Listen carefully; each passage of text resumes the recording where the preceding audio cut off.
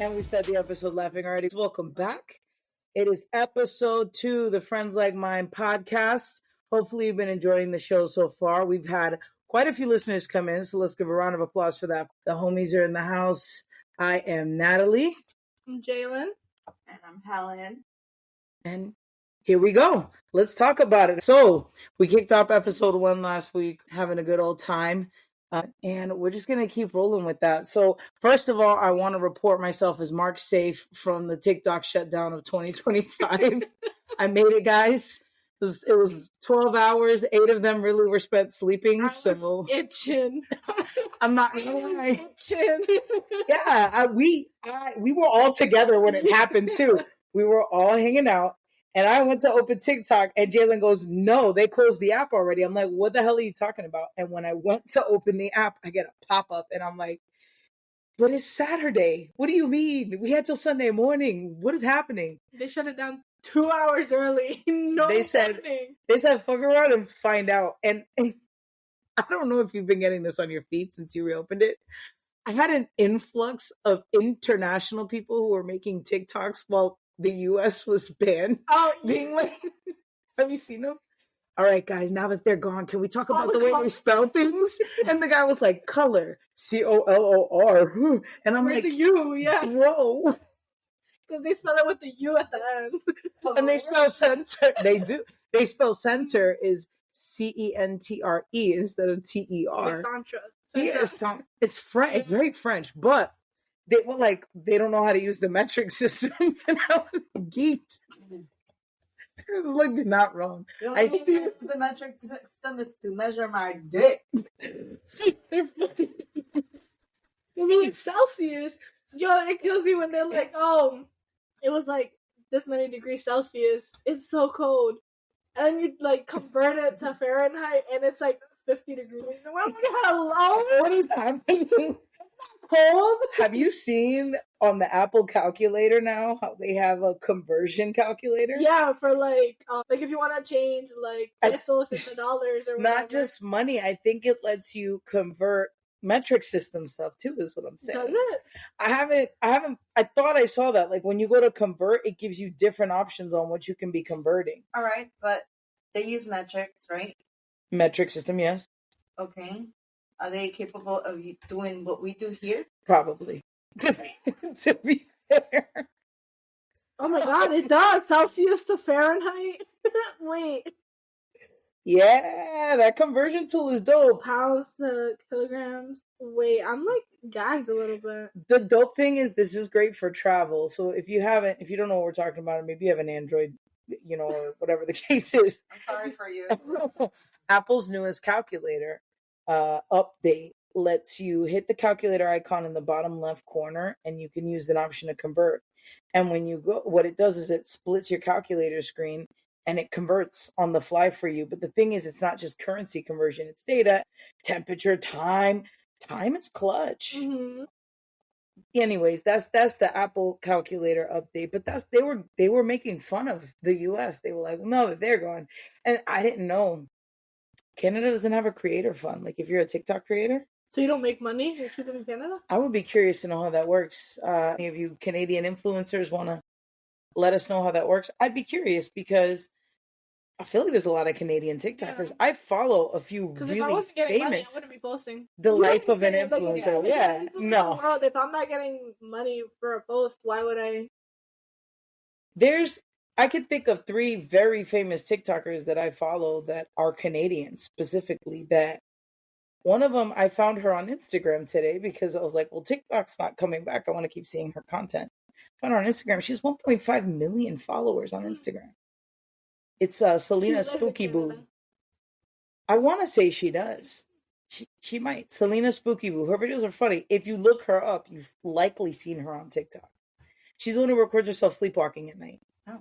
What was her name? Interesting. Selena Spooky Boo, yeah. Did I spell it right? Oh, it's with an I. Yeah. 3.3 million followers. Oh, I know who that is. I know who that is. You've seen her videos. You've seen her. She's very silly. Her content's very goofy. Her story's really cute. So, I like her videos. I went and found her, but I was like, damn. Is she Is she? I know her 'cause she I watch these guys on YouTube sometimes. Their name is Sam and Colby, and she's made videos with them.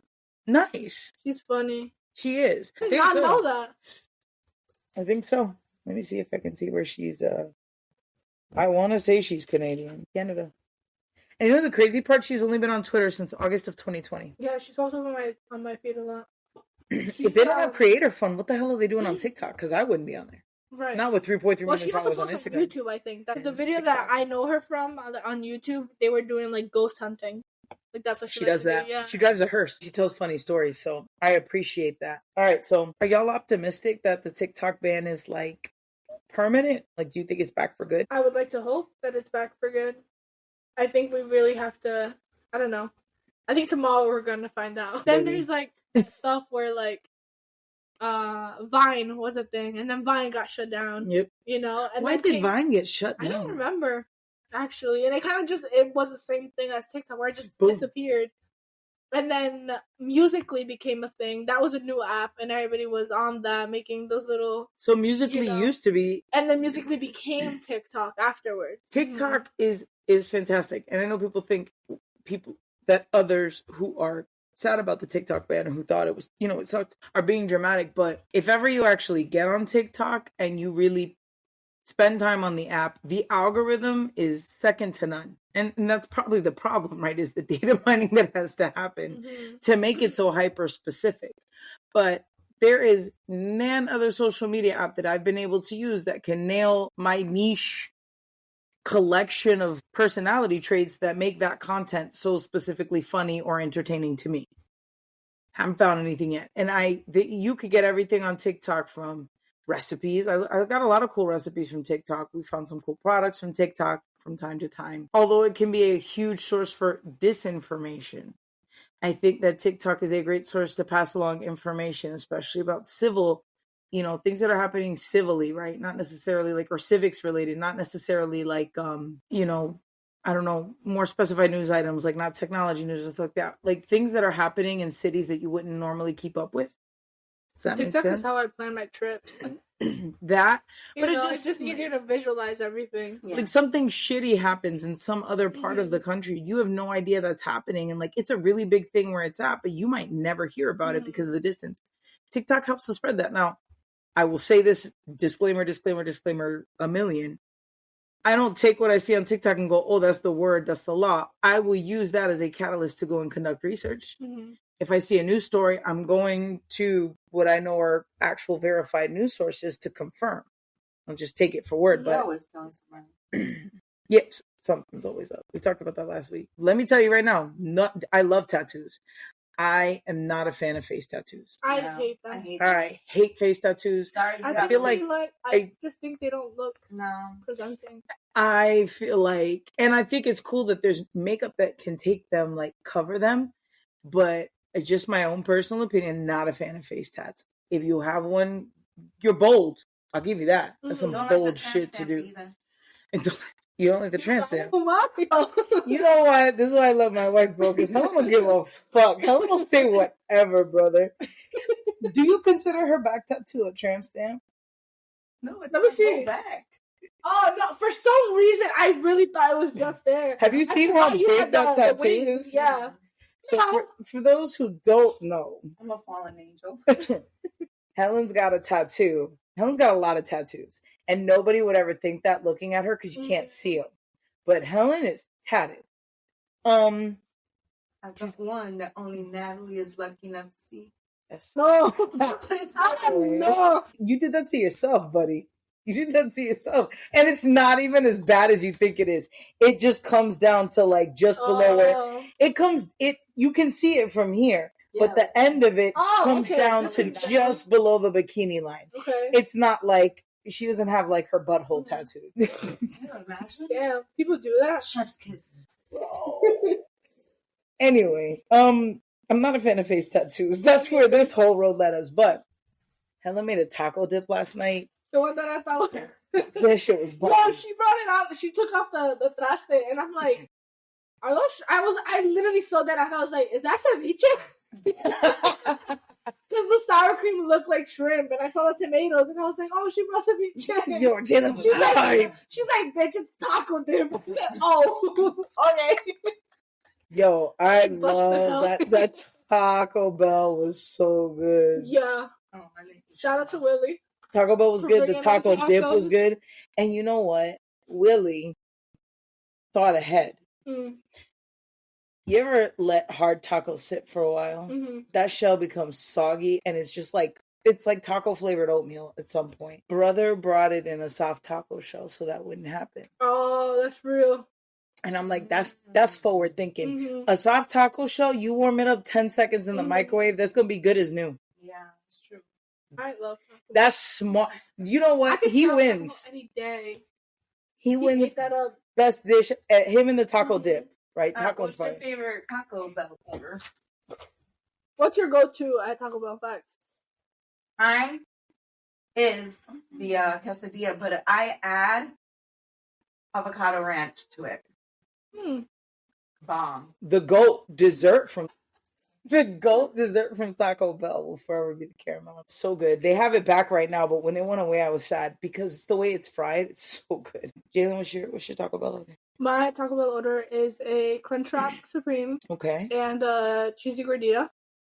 That's Okay. it. And a Baja Blast. So you have to have a Baja Blast.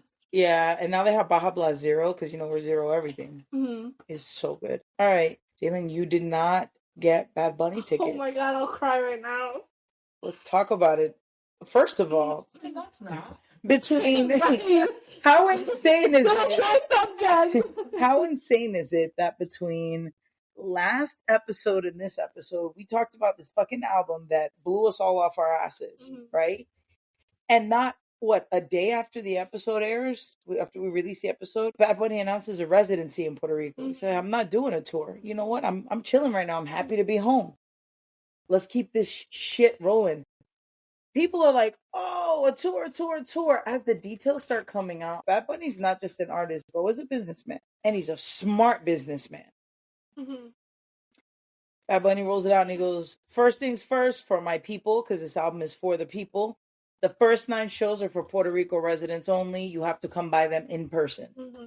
And it's like in 2 days from now, so get your shit together and get ready." Then he says, "I'm going to do these other residency dates for outside citizens." First of all, I don't think anybody thinks about the economic impact that's going to have for Puerto Rico at first when it drops. And then think pieces start coming up. People are like, "Oh my God, he's bringing 30,000 hotel reservations over the course of his residency. Oh, this is going to generate," I don't know if this number is accurate. So I'm going to say I saw this on Instagram. I'm not sure if it is accurate. I heard somewhere that it was going to generate $100 million in revenue for Puerto Rico. I read 1.8. See, that number probably makes more sense. Because I heard 100 million and I was like, what is that taking into account? Is it the cost of the shows? Is it the people that are going to make money from the shows, like the staff at the Choliseo? Because you got to think about that. Right. And then...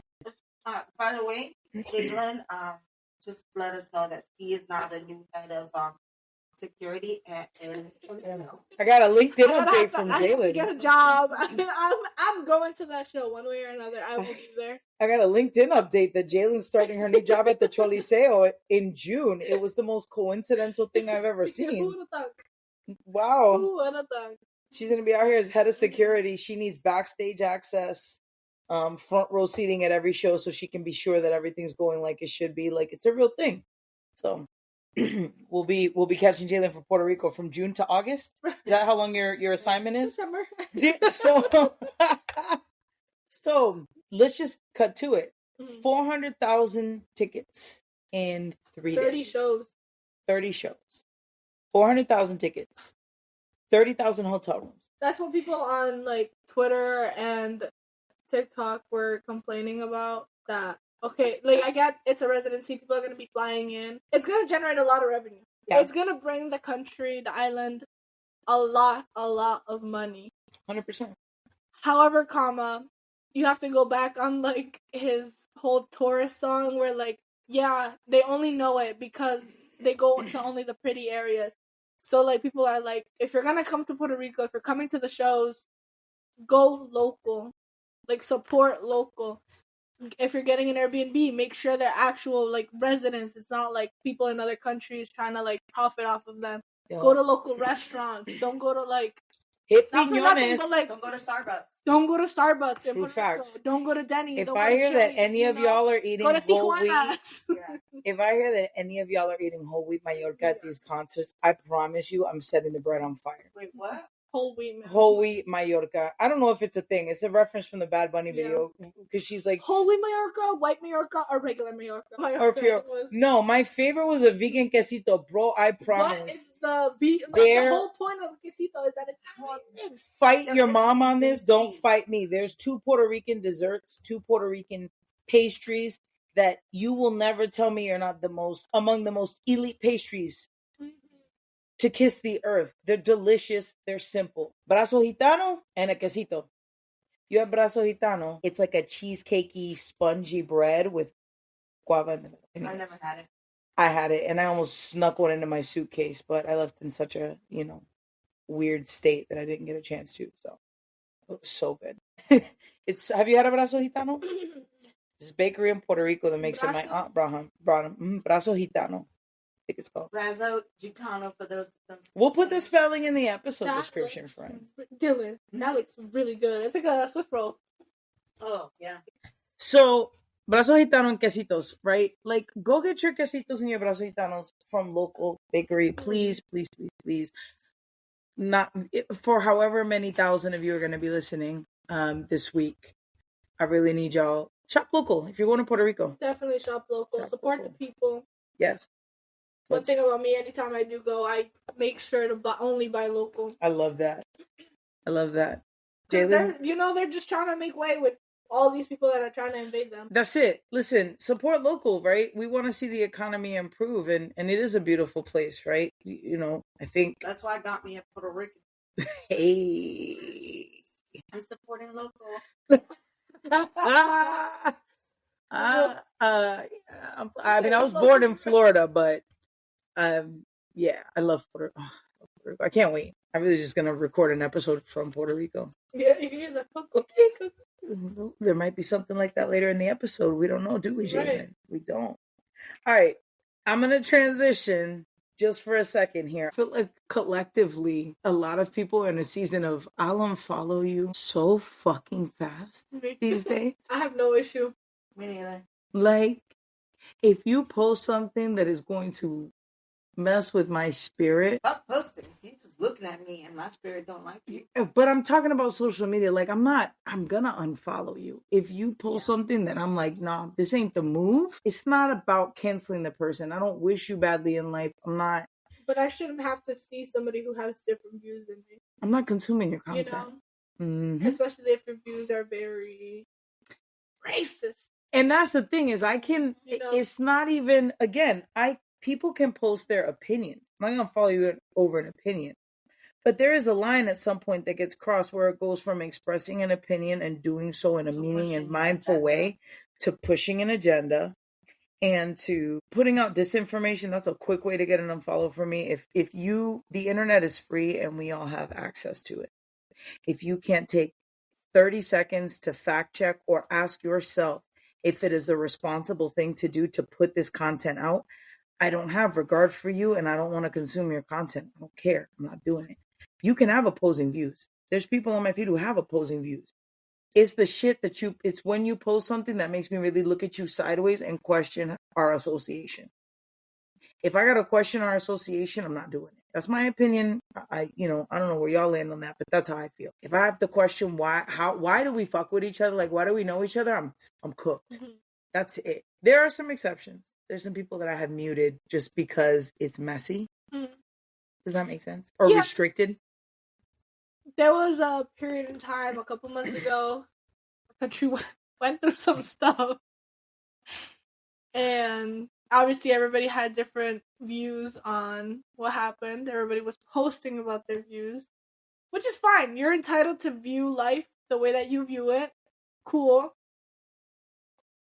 It goes against my beliefs. Cool. And that's probably what they're saying. Your view goes against my belief. Cool. That's whatever you want to think. But you're going against people who look like me, came from the same roots that I came from. I just was a little more privileged in that sense to grow up differently. But if you're going against strictly just because they look like me, now we have an issue. And during that period of time, I had no issue unfollowing, muting, blocking, whoever it was, regardless of relationship. What do you think is the difference for you? What makes you decide to mute or restrict somebody versus unfollow? I unfollowed everybody. Oh, yeah, versus unfollow. Yeah. I have a lot of people muted. Mm-hmm. And I think... I've never muted anyone. I've only ever blocked. I only have one person blocked, and it's Elon Musk. Like on anything, I don't really care for having you in my life, but one thing about me is I'm quick to unfollow you if you obviously have different concerns. So I'll block you. Mm-hmm. I don't think I have anybody else. I used to have my ex blocked. I probably still do. I don't know. I just checking right now. I delete. I know on Twitter he's the only. I unfollow. I block. I'm very I go off vibes. You're like, if it's not right. If it's not meant to be. Also the way I look at it, it's like cleaning out my closet. If I haven't talked to you, seen you, heard of you, even if it's just a hey, happy birthday once a year, you're not helping my spirit. You're not helping me grow. Mm-hmm. And perhaps in another, like in another scenario, I would have been able to ignore it. But if I can't ignore it because it's just making me that upset, then you and I don't even need to like talk. I don't wish you, bad, like Natalie said. I wish everybody well, because I have no reason to hate anyone, but also everybody is entitled to their opinions, and so am I. Fair. No, that's 100% fair. I think for me, some of the people who I've muted or restricted, I have a select few family members muted or restricted.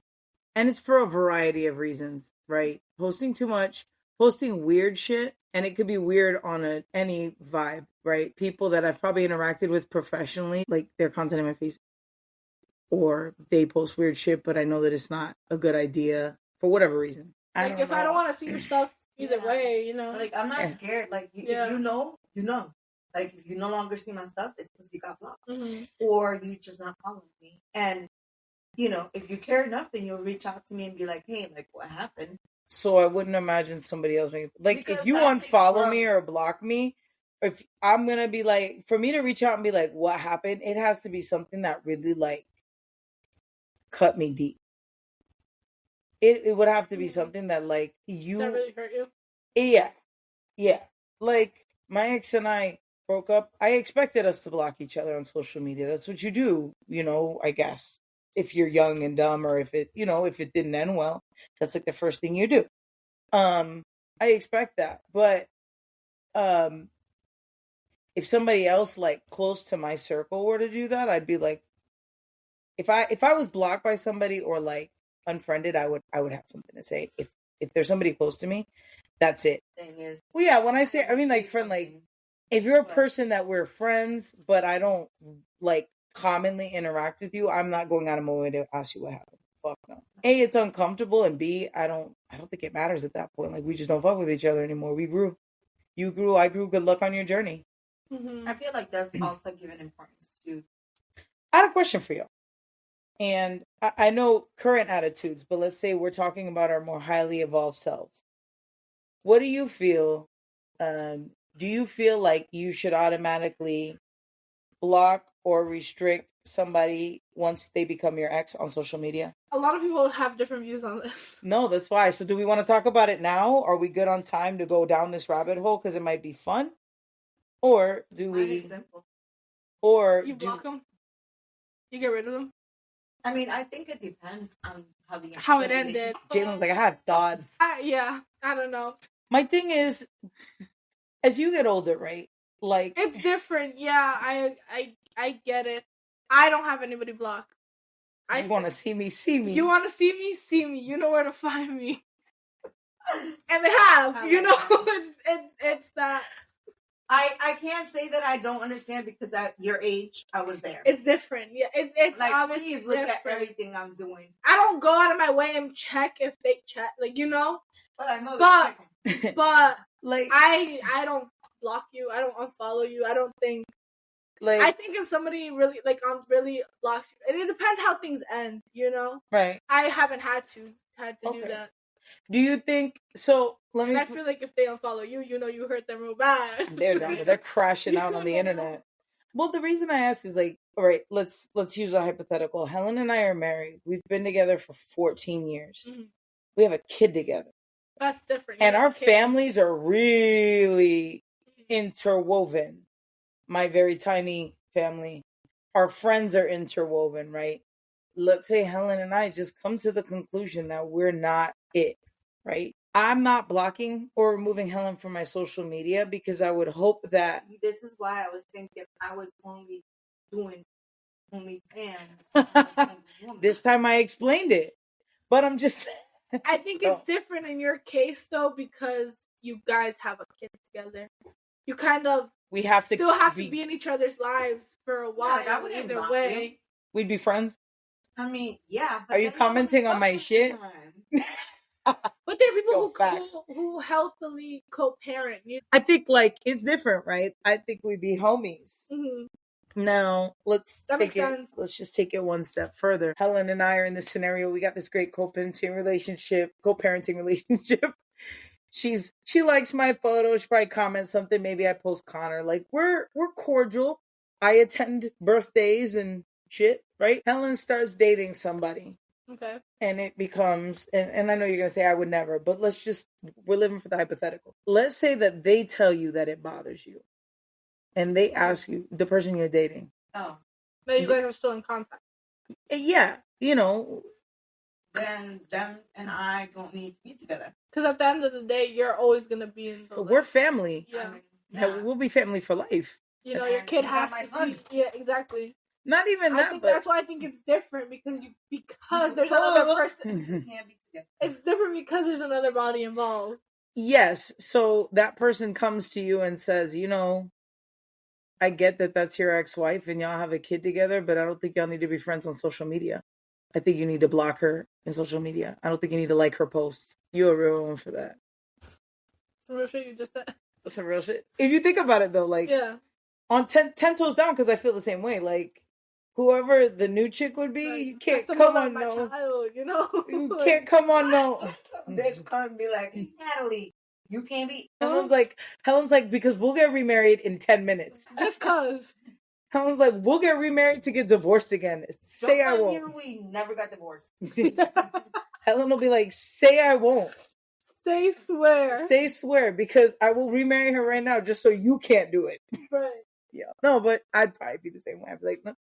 Listen, that's not how this works. Like, it's not even that. It's we share so much that nobody else would ever be able to ever possibly understand. Like, you and I were married and we were together when my brother died. That's my only sibling. It's my only sibling. It's a completely different. Nobody can ever understand that. Nobody will ever be able to be like, I get it. Like, oh, you know, I'm sure I know how hard that time was for you. Sure, you do theoretically. But do you know, like, literally? No, you never will. So, anyways, I didn't mean to get so sad. But the point is, like, nobody would ever be able to roll up. It'd be different if you guys didn't have a kid, though. Eat a dick. I'll see you later. Oh, or not. You know what I'm saying? Like, if you didn't have a kid, I feel like it'd be different. You'd be like, all right, bye. You know? A lot different. But I don't know. It depends on the mentality of some other people. Because I don't know. Like, okay, so here's my thing. And this is my theory. In life, you have the love of your life. You have the person that you are infatuated with. Okay. And then you have your soulmate, right? Mm-hmm. I found the person that I was infatuated with. I found the person who I would consider he was the love of my life at that point in my time. But I feel like Natalie is my soulmate. Like, we fight. And like sometimes it can get ugly, but we like her spirit and my spirit are like this. Like I feel like no matter where we find ourselves in life, we're always gonna be like one. Mm-hmm. And we were talking about it the other day. I was telling her, I feel like she pushes me to do better. Like sometimes it may seem like we're competing against each other, but ultimately, I find that to be a little bit healthy. We make it fun. It's not like you, Right? motherfucker, you're doing better than me. It's No. like, all right, catch up. Let's go. Like, it's motivating. It's like, because I want us to be on top together. So I feel like at the end of the day, we may say, like, if Natalie and I were not together, but I don't really feel like it's going to happen. Mm-hmm. No. Like, but I'm just saying, even if Connor wasn't in the middle of all this, I genuinely think it would probably be hard for whoever came next. Yeah. If there were to be a next. Long, yeah. Forget the history, yeah, and like... It's the way that you guys just know, Mm. It just makes sense where to the part where we're like blocking, unfollowing, whatever. Anyways, y'all. So, we put it on the Instagram page. I don't know that we got any correct guesses. Didn't expect to. It's still early, but I want to talk to you a little bit about this week's guest. I go. It went really well. I liked it. First of all, it's my cousin. Like, I love talking to my cousin. But for those of you who don't know, this week's guest was my cousin. Her name is Michelle Santiago Cortez. With an S. You can find her on Google. She's on the internet, has a lot of great stuff. You'll hear it when we transition into this conversation. A lot more about her. I thought it was a really fascinating conversation, and I'm excited for everybody to hear it. It's just talking about internet culture, some of the stuff going on in her life at this point in time, some of her writing, and whether or not she got Bad Bunny tickets was a big piece of that. We had a great conversation, so I really hope y'all enjoy it as well. If you have questions for Michelle, feedback, or follow-up, we certainly hope that you'll send it in. New episodes drop every Monday. Hope you've enjoyed the conversation. Again, I'm about to segue into my conversation with Michelle. My homies here couldn't make it to that, so I had my chat with her on Friday, but I'm glad that we got some time to chill with y'all. I hope this week is amazing and excellent. Ladies, what do you have to say to the crew? Thank you for listening to us. Thank you. Yeah. Thanks for hearing us yap. Yes. Let us know if you guys have any questions. Let us know how you guys feel about it.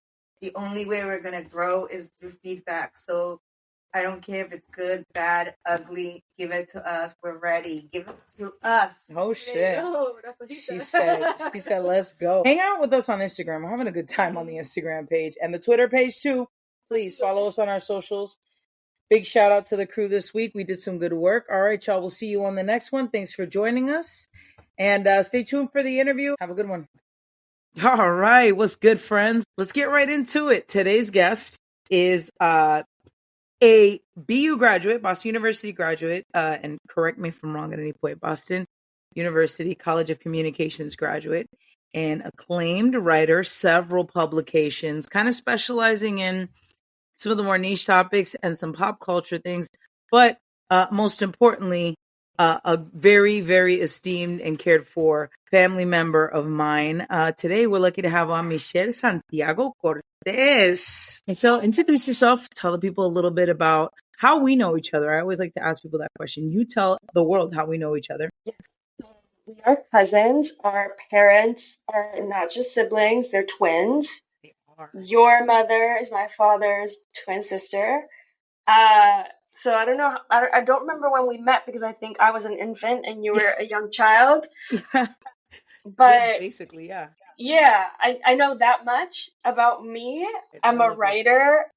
I write about internet culture and technology and art. I write for magazines like The Cut, Dirt, Lux Magazine, ID.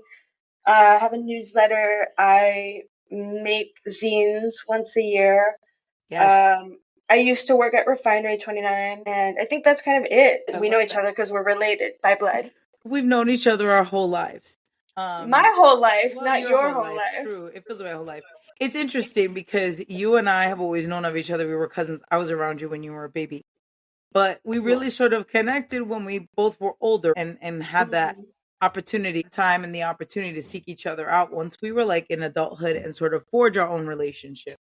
As a cousin, I'm always super, super proud. Anytime I see a story by Michelle pop up or a link pop up, I'm always like, hell yeah. Like, her writing is incredible, truly. And I love it because it's these specialized little areas of the internet and things that you think about you don't even realize. So we'll get into a little bit of your writing later. So it's interesting. Michelle lives in Puerto Rico. So we're going to be talking a little bit about Puerto Rico and some of like the living experience of Puerto Rico. But also this week, Bad Bunny released his tour dates. He's doing a residency in Puerto Rico, which I think is a beautiful thing. But the first dates of the tour of the residency are for Puerto Rican residents, for Puerto Rico residents only. Yeah. So I found that to be so interesting. And Michelle and I were talking this week, kind of in anticipation of this. And she told me that she was getting ready to go queue with a friend the next day, I think it was, Michelle, to get Yeah. Bad Bunny tickets. Yeah. Now, I've been in suspense all week, y'all. I've been waiting. I tried asking. Michelle decided we're going to save it for the podcast. So, Michelle, did you? Yes, I got my tickets. I got $55 tickets. With fees and everything, it turned into $75 a pop, and I'm going with like 3 to 5 other friends, depending. Nice. So I got in line at 7 in the morning, Mm-hmm. and I walked out of there at 6 p.m. Wow. Holy I crap. was there all day. Damn. Yeah. $55 seats. Where does that put you? Yeah, but it's still like nosebleeds vibes. Like it is like I think second or third from the top. So, but that's like what I wanted. Like I'm not a big fan of being like up in their shit. Like I just want to be Yeah. there. I just want to like, and I've heard that further back there's more dancing room because I have been to the trolley before and like there really is barely any room to move in front. Like the people that seem to have the most fun are like in the back.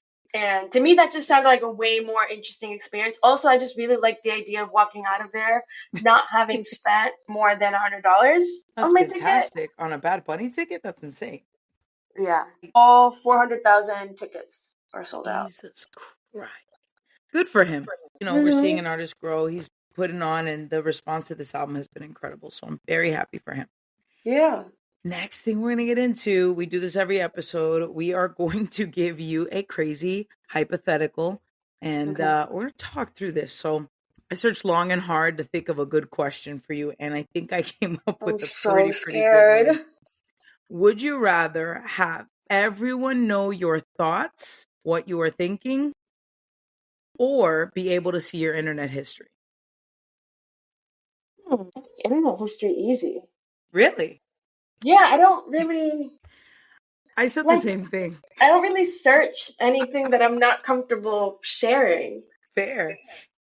And I feel I feel like thoughts is a close second. I just feel like I like having my secrets. So I feel like it would be less fun if everyone knew what I was thinking all the time. But I am a writer. Yeah. Like I basically summarize my Google searches for a living. That was an easy question, but I feel like I might jinx myself and will end up in that situation for saying that. You wake up tomorrow and everybody's walking by you and like, it's for real. Yeah, I don't think I've looked up anything like weird. I mean, I guess like weird for me, I should say. Well, I was going to say your search history is probably just interesting in general because you research a lot of things and your stories change, the content of your stories changes. I can tell you what I searched. I love this. I'm going to look at all my history. Let's see. Everything that's not my fucking email. Jesus. So I was like copy editing earlier today. So I looked up how to spell Kamala Harris. I looked up how to spell slam dunk, which it's as I remember it being like one word or two. I was gonna say, is it? Let me check again. I think it's 2 words. It's slam dunk. So I looked up a bunch of words. I'm trying to find like anything like interesting. I spent most of the day copy editing. So I just looked up how to spell stupid shit like in or at, I love like that. where to put the adverb in a compound verb. okay, I guess maybe the most scandalous thing I looked up today, I wanted to see, there's this Instagram account called Ficheras, and they post like showgirl history, and it focuses on Ooh, like Latin American showgirls. And they had this like, they did this post on Marilyn Monroe, and it had this image of her wearing pasties. And I was like, where the fuck is that from? Like, I feel like, how wild would it have been if Marilyn Monroe was like topless wearing pasties? So I did spend a good portion of the day looking up Marilyn Monroe pasties, and I didn't find anything. But I was like no? trying to find where that image. No, but I was trying to find that image. So I guess there is proof that I was looking up a topless woman earlier today. That did happen. Whoa, that's scandalous. No, Yeah, that's do you about ever it. do you ever find that you go down these like internet rabbit holes and then at some point you're just like, what the hell have I been doing for the last Yeah.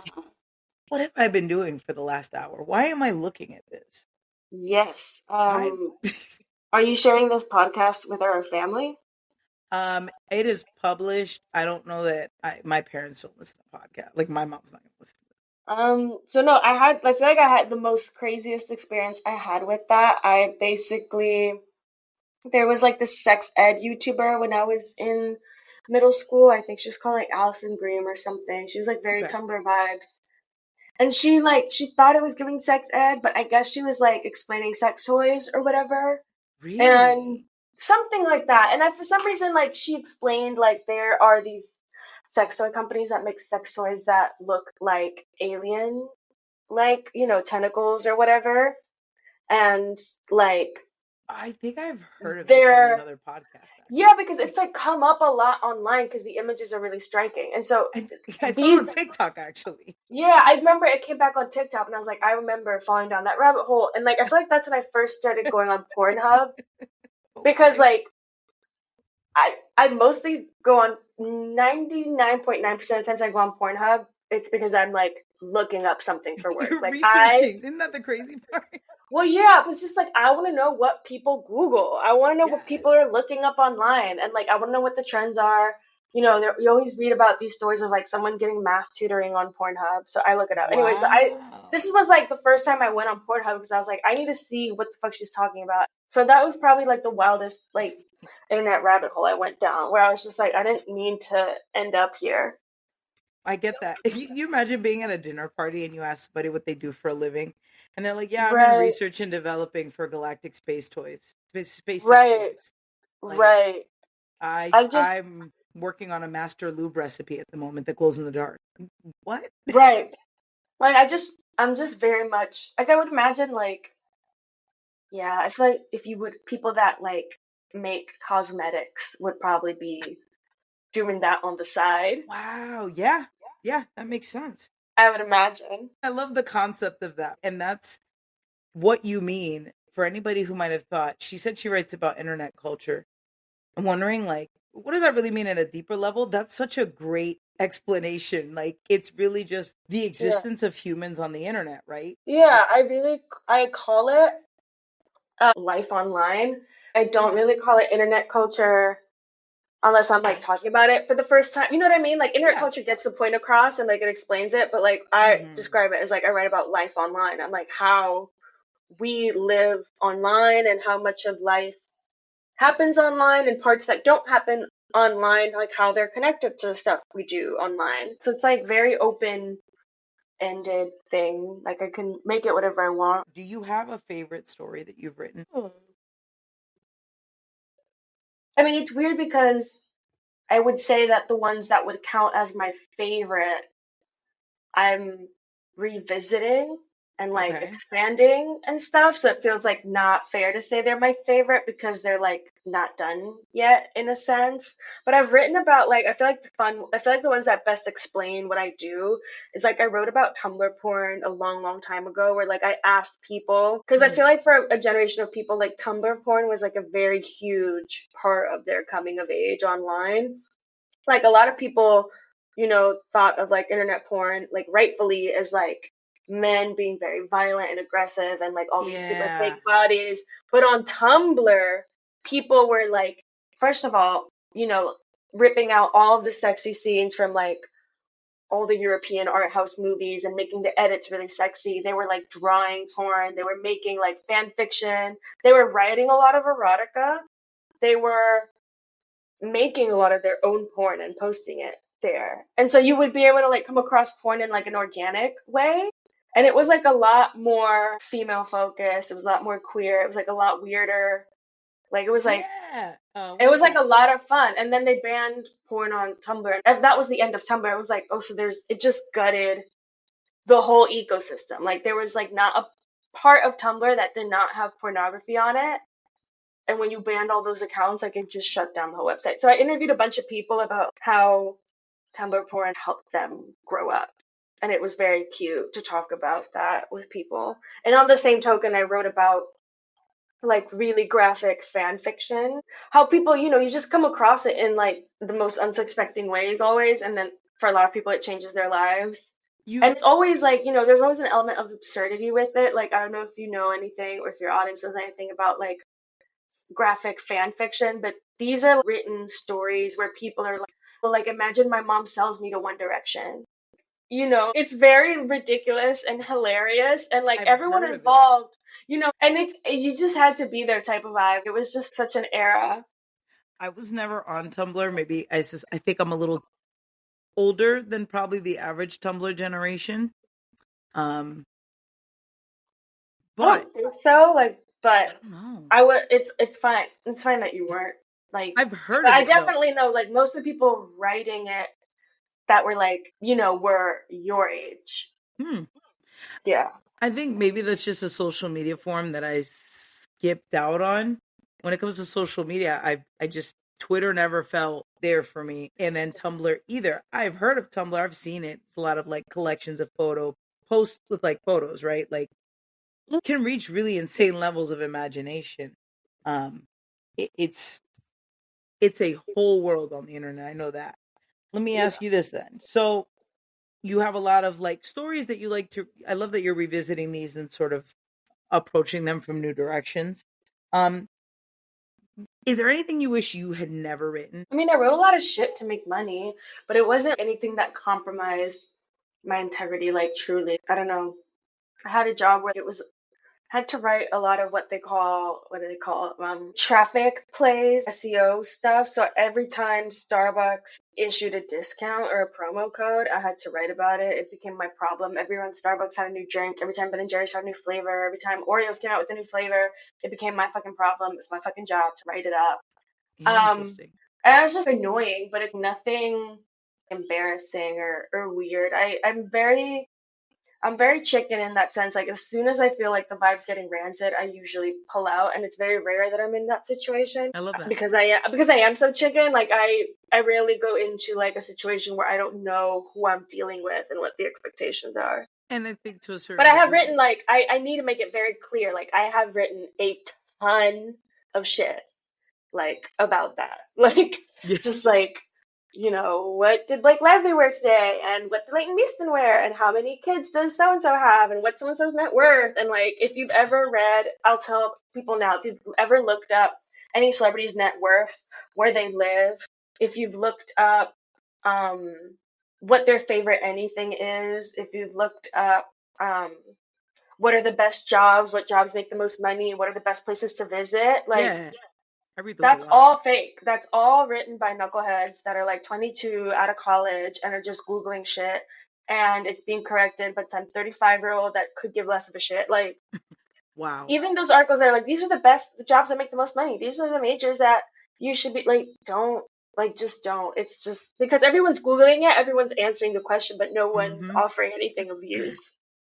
I read a lot of those articles, and I've always wondered, where is this data drawn from? Right? No, like the ass, bro. Like it's very, like most of the time we just Google it, or there is a good percentage of it where it's like some company or another wants to get in a magazine's good graces, and they'll be like, we pulled some data for you about where everyone wants to go on vacation or where everyone wants to spend their money on. And then you just write it up and put your name on it and upload it. And damn. there's a lot of that should not be happening, but it does. But Yeah, like the information, that's the problem. Like, where does the information come from? A lot of fucking places. Too many. Fair. You know what I used to love back in the day, and this is probably a guilty pleasure. I loved a good listicle. Oh, I mean, always. Loved a good listicle. Used for a long time with websites, like, the way websites made money, it was like selling ads. Yeah. And the metric used to be like page views or clicks. So it's not about how many people look at a website, it's how many clicks a website gets. Traffic. And so a lot of websites started designing their listicles or slideshows like on the back end so that every time you click through it counted as like a unique new clip. Wow. So that's why listicles were like such a big thing, because it was like, especially the ones where it's like not a scroll, like you have to click, Mm-hmm. because each fucking click counted. Like instead of like, you would do like a third of the work and it just becomes spam at some Wow. point. I mean, 100%. I say I used to love a good listicle. Now when they come up, I feel like it's always an advertisement for something. And Yeah. now we know that basically it is, but I always feel like by the end of it, Well, I'm yeah. Also, it's also desensitized. because they changed once people started gamifying it and do it. Like I definitely know what you're talking about. Like there used to be an era where like there was some fun listicles, Yeah. but everything got absorbed by the business, and it got really Oh, sad. yeah. Even like TMZ. I guiltlessly, Mhm. I love Mhm. a good TMZ article. Mhm. I feel like recently you go on TMZ and it's 17 ads for every one actual story. Like Yeah, it's always linking out to some other website that they basically also own. it's a lot. Some of these headlines they're really it's just clickbait. They just want you there. Yeah. And that it changes things. I find myself spending more time reading stuff out of my Apple News Plus subscription these days. I like The Atlantic. They write some interesting articles. The Advocate, uh The New Yorker, something. I don't think it's the actual You're magazine. highbrow. Me? Yeah, No. I find that those is. things interesting, and I'm my philosophy on life in general is I would rather know, and maybe I'm wrong, but I would rather know a little bit about a lot of different things than to like be like, I know a lot about this one thing and I don't really divert from that, like consuming stuff related to that. Does that make sense? And I No, I hyper know what you focus on mean. things all the time. I'm ADHD as shit. Yeah. To that end, I do think like I tend to stick to those because they have enough of a variety of different kinds of articles that like there's always something interesting to read. Yeah, I I love get that. the New Yorker has some good stuff. They have like a weekend edition or something. I forget what it's called, but Yeah, they that's what I'm saying. That is very highbrow. well, that's the first time I've heard that. I mean, isn't the logo like a guy with a fucking monocle That's true. and He a looks like the top hat? Monopoly Man. He looks like the Yeah. Monopoly Man's doing a little dance In down the case you were street. wondering who the target audience I had a was. COVID fever dream. Like we shifted into different timelines or something. Like I don't know, not to be a conspiracy, collectively can drive mass populations to react certain ways. Hmm. But I just feel like we never righted the course. Fair enough. Yeah, I see that. We never righted the course. That was so weird to me because I was just like, what happened? There's a distinctive shift in life after that point. So speaking of distinctive shifts in life, you recently moved back to Puerto Rico, right? It's Hmm. been Yeah, almost sort of like 4 or 5. before It's that nice. you'd spent. Sorry, go ahead. I spent 5 years in New York before 5 years that. in New York and 4 years in Boston. Yeah, I mean, yes and no. I was like doing undergrad, Okay. so I was coming and going. Okay. But I mean, for 9 years, really, this is the first time that you've done a long, continuous stretch of time in Puerto Rico, right? Just about. Yeah, like I feel like when I was in undergrad, obviously I came back every summer and winter, so like that would be like 2 to 3 months. Yeah. And recently it was also 2 to 3 months, but yeah, this time I passed the 2 to 3 month mark. So I'm here. It's nice. I like the change. I like being here. It's like not. It's also not like the biggest. For me, the shift is more like not being in my own place.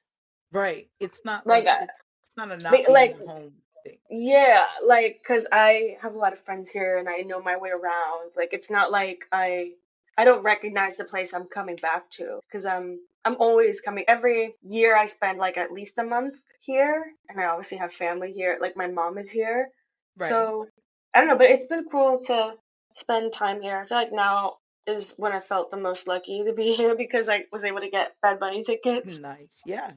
And let me ask you, so, and I always try to explain this to people. I've done a lot of moving around, right? So Uh-huh. there's you feel this perspective of one place versus another.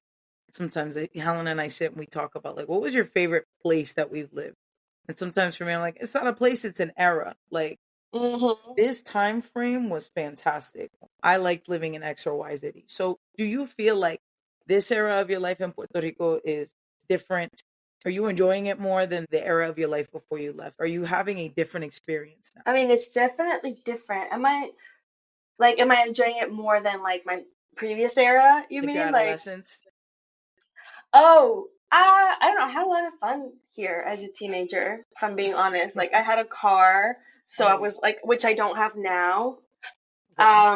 So truthfully, I'm doing a lot of the same things. Like, I'm going to a similar, I had really good taste as a teenager, so I like those things still. Like, a Nice. lot of the same clubs and a lot of the same places and a lot of the same beaches. Well, not the same beaches, but like the same activities of like going to Right. beaches and going to bars. And most of the time, I do spend at friends' houses and things. Yeah. So That's a yeah, in a vibe too, sense, though. Being at a friend's yeah, house is nice. no, That's for a whole sure. vibe. So I mean, like, it is not very different in that sense, except that I'm not in school, so I spend a lot more time at home. I feel like it's Right. better because I'm not in high school.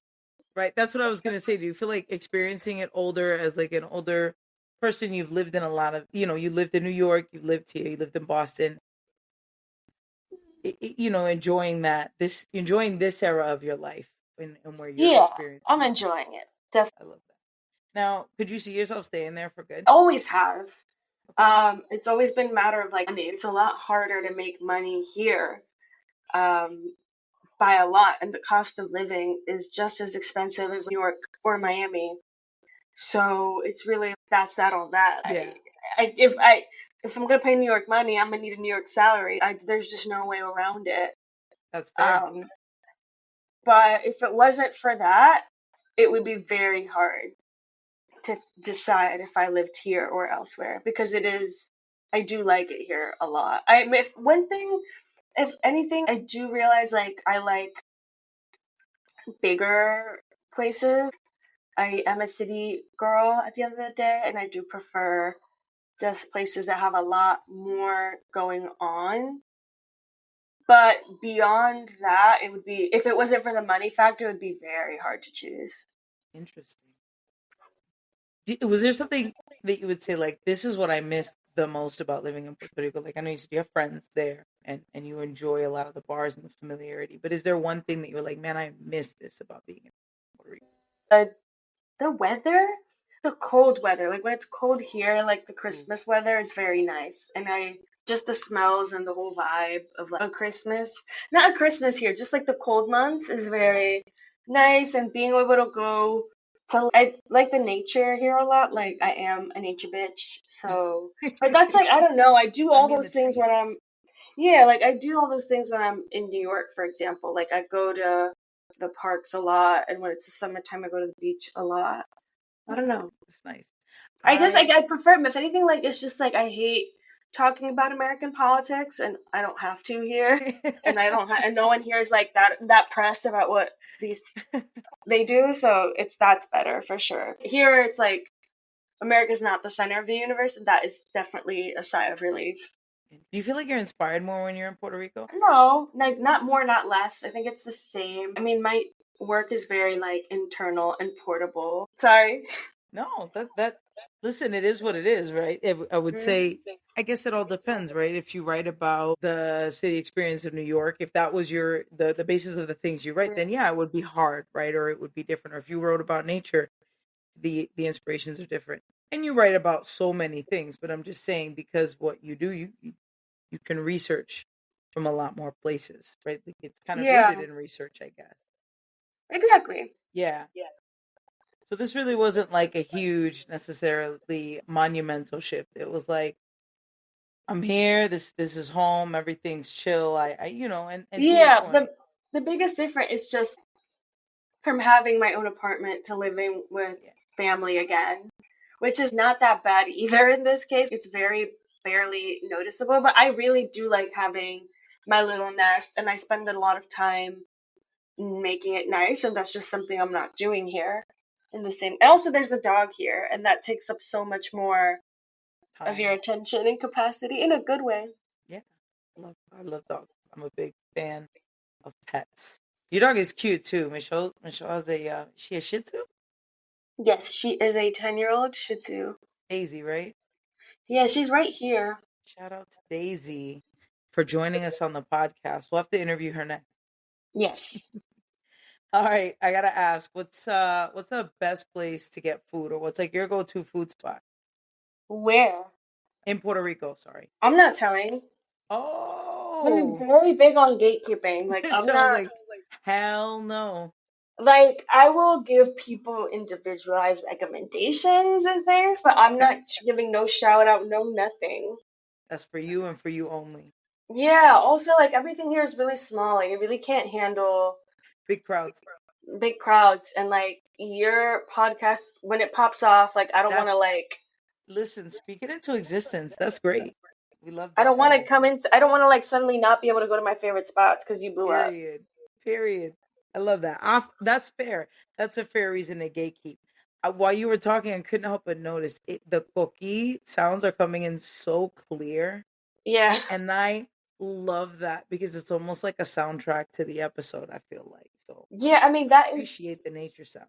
so much. I guess that's one of the big pluses of being here. Just like the morning, like it's not Puerto Rico in general, it's just where I live. Like the mornings here are very nice and always a plus. Is there a favorite piece of Puerto Rican history that you think, like you read that, or you there's something about our Puerto Rico's history, and you're just like, I love that for us.